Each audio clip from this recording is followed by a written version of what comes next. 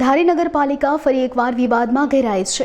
ધારી ગામની ભટ્ટ શેરીના રહીશો સ્ટ્રીટ લાઇટના અભાવે ભારે મુશ્કેલીમાં મુકાયા છે।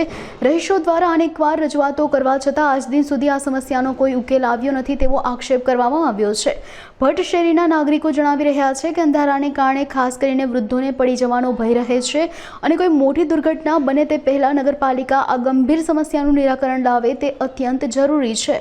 આજે અમારે ભટ્ટ શેરીની અંદર જે આ લાઇટનો પ્રશ્ન છે, અમે મેઇન બજાર ધારી ભટ્ટ શેરીની અંદરથી અમે બધા રહીશું અહીંયા જ્યારે આજ રજૂઆત કરી છે ત્યારે અમે અવારનવાર રજૂઆત કરેલી છે।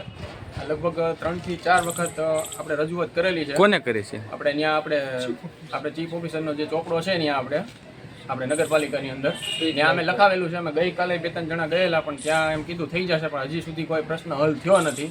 અને અમારે અવારનવાર અહીંયા હનુમાનજીનું મંદિર છે ત્યાં પણ અંધારું છે અને વરસાદમાં અહીંયા ગારો થાય છે તો પણ અહીંયા અંધારું છે। હજી કોઈ સુધી કોઈ પગલાં લેવામાં આવેલા નથી અને અમે અહીંયા ત્યારે અમે તંત્રને રજૂઆત કરવા માગી છીએ કે યોગ્ય સમયમાં તાત્કાલિક ધોરણે અહીંની લાઇટો બધી ચાલુ કરવામાં આવે, બાકી જો આગામી સમયમાં નહીં કરવામાં આવે તો ઉગ્ર આંદોલન કરવામાં આવશે।